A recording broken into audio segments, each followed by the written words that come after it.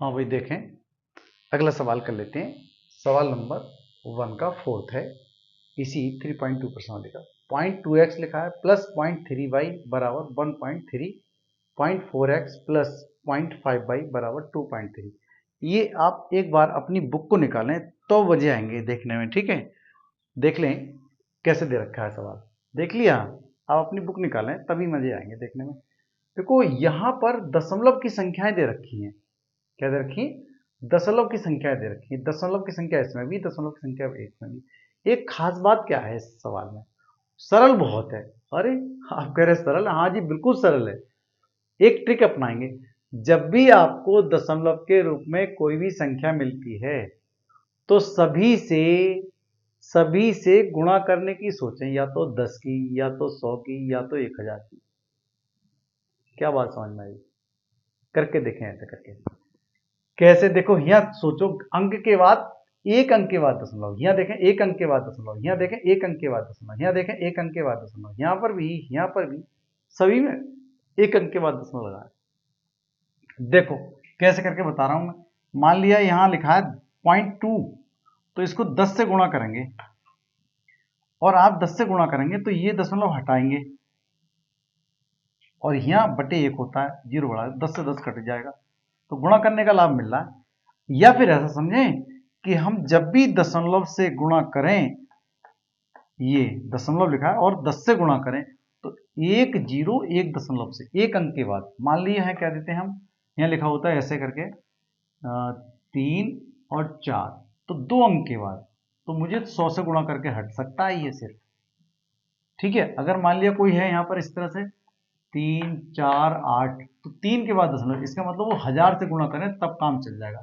तो 1 2 3 1 2 3 सारे ये कट जाएंगे। कटने का सिस्टम वो है कि बटे में लिखो 1 2 3, ऐसे इससे कटता है, ठीक है। मतलब कुल मिलाकर ये है कि यदि दशमलव एक अंक के बाद है तो 10 से गुणा करिएगा, दशमलव 2 अंक के बाद है तो 100 से गुणा करिएगा। आगे समझ में? तो हम गुणा करेंगे यहाँ भी, यहाँ भी, यहाँ भी, 10 से यहाँ, 10 से यहाँ, 10 से यहाँ, 10 से यहाँ, 10 से यहाँ, 10 से यहाँ, ठीक है। क्यों कर रहे हैं? क्योंकि दशमलव एक अंक के बाद लगा है, और 10 में एक जीरो होता है, इसलिए 100 में 2 जीरो होते हैं, इसलिए 2 से है 2 जीरो, समझ लें इस तरह से।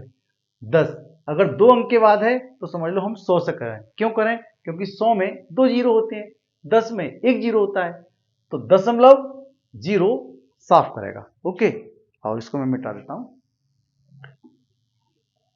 ध्यान दो, क्या करेंगे? समीकरणों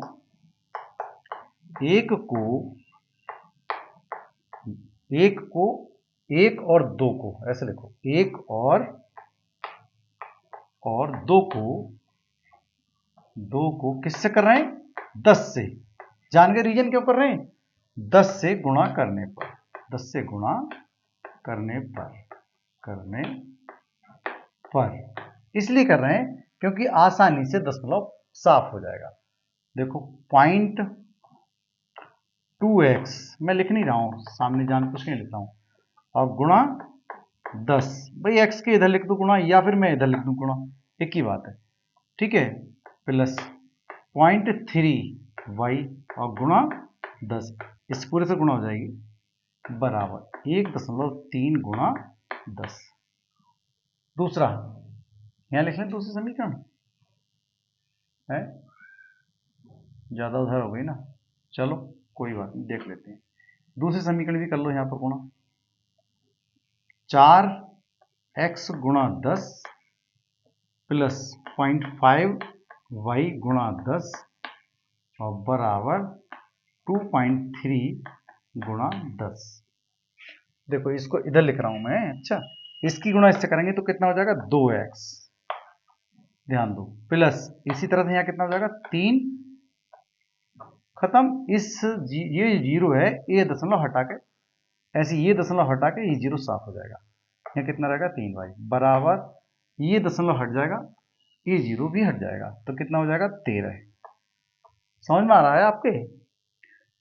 13 ढाई 130, एक दशमलव के बाद लगाएंगे हम, दशमलव एक अंक के बाद लगाएंगे, जीरो साफ हो जाएगा अपने आप, ठीक है। या दशमलव हम हटाएंगे ऐसे करके, बटे कितने लिखेंगे? बटे तो एक लिख सकते हैं, तो इससे करेंगे और पहले से गुणा करी हुई तो 10 से 10 आएगा, तो इतनी कैलकुलेशन हमें करने की जरूरत नहीं है। आप हमेशा करें हमेशा कि 0.1 अंक के बाद है तो 10 से गुणा करी हुई है तो एकदम साफ हो जाएगा, कुछ नहीं बचेगा, सिर्फ 13 बचेगा। ऐसे ही मैंने 13 यहाँ लिखा है। समीकरण 2 को भी यहाँ लिख लो ऐसा करके, देखो ध्यान दो, ये तो लिख ली मैंने ये समीकरण, ये लिखने जा रहा हूँ यहाँ, जगह आपकी बच जाएगी। फिर यहाँ देखेंगे 4x कितना हो जाएगा 5y, गुणा करके ये इस तरह से हो जाएगा बराबर ये सिर्फ कितना बचेगा 23। अब समीकरण आपकी ये है करेक्ट नंबर 1 और करेक्ट 2। सरल करने के बाद बता रहा हूं मैं ये समीकरण 1 समीकरण 2। समीकरण 1 से क्या है समीकरण 1, ये है देखो समीकरण ये है y बराबर 13, ये वाला मान x ही छोड़ रहे हैं, 3 को उधर ले जा रहे हैं। देखो ध्यान, मुझे क्या बनाना है, स्पेशल समीकरण बनानी है जैसे पहले बनाते थे। 13 और 3 को उधर ले जाएंगे तो कितना हो जाएगा, 3 को उठा के यहां लाए तो कितना हो गया 3y। अब x रहने दो यहीं बराबर 13 में -3y और बटे यहाँ के 2 ये आ गए। तो ये आपके पास स्पेशल समीकरण बार बार बता रहे हैं हम, या फिर कह दें 3 और या फिर कह दें हम अपने तरफ से 1। ठीक है भाई, ये वाला मान उठा के हमें 2 में ही रखना है, ये वाला मान उठा करके 2 में रखना है। देखो 2 मेरे पास ये है, बस पुरानी वाली बात आ गई। समीकरण 2 में यहाँ लिख लेते, समीकरण 2 में x का मान प्रतिस्थापित लिखो तो अच्छा है, प्रतिस्थापित करने के लिए करने पर क्या है भाई, देखो 4 तो ये रहा, x के स्थान पे रख रहा हूं देखो यहां, और गुणा ये, इसके बीच में कोई चिन्ह नहीं है तो गुणा का चिन्ह होता है, तो गुणा का चिन्ह ये कहलाता है। अच्छा, और x के स्थान पर कितना, ये बवाल जो लिखा हुआ है वो लिखता हूं मैं, 13 -3y और बटे कितना हो गया भाई 2। बहुत बढ़िया सवाल है भाई। प्लस का चिन्ह ये, 5y बराबर कितना 23। देखो 2 से आराम से कट जाएगा, 2 दूनी 4, बस ये हल। अब ये 2 है, इसकी गुणा इस पूरे ब्रैकेट में करो, 2 13 2 3 2 13 कितने हो गए 26, मतलब 13 दूनी 26 माइनस 2 की गुणा 3 से, 3 दूनी 6, सही बात है भाई, प्लस 5y, ये हो गया आपका पास 5y बराबर 23। 26 को उधर पहुंचा दो और ये y और ये y इकट्ठा कर लो, तो 6y में से 5y चला जाएगा, कितना हो गया माइनस का y बराबर, देखो ये 23 है और ये 26 उधर जा रहे हैं, देखो 26 उधर चले गए तो ये माइनस, तो माइनस का तो y हो गया, ये देखो माइनस का y दिख रहा है क्या, और ये 23 में से 26 घटा, या 26 में से उल्टा घटा रहे हैं तो उल्टा घटाने का चिन्ह भी वही आएगा जो बड़ी संख्या का है, इससे ये कट गया। तो y की वैल्यू कितनी आ गई भाई, y की वैल्यू आ गई आपकी 3। y का मान कहां रखें, जो आपकी 1 से निकली हुई समीकरण, जो आपकी x का मान निकला हुआ है देखो तैयार, लेकिन है y के रूप में, ये देखो तैयार है y के रूप में, बस y के स्थान पर हम रख देते हैं, बार बार यही काम कर रहे हैं।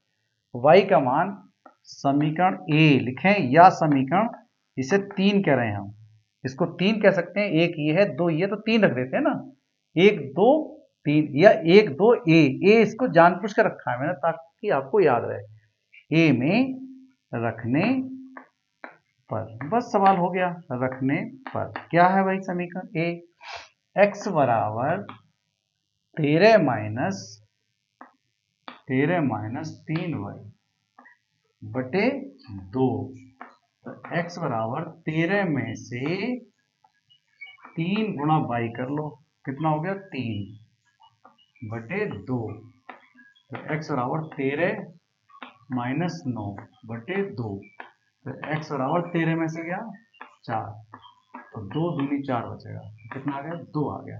अतः x बराबर 2 और y बराबर 3, ये दोनों मान आपके हल निकल आए। ठीक है, इस तरह से हल ये हो गया। अगला देख लेते हैं।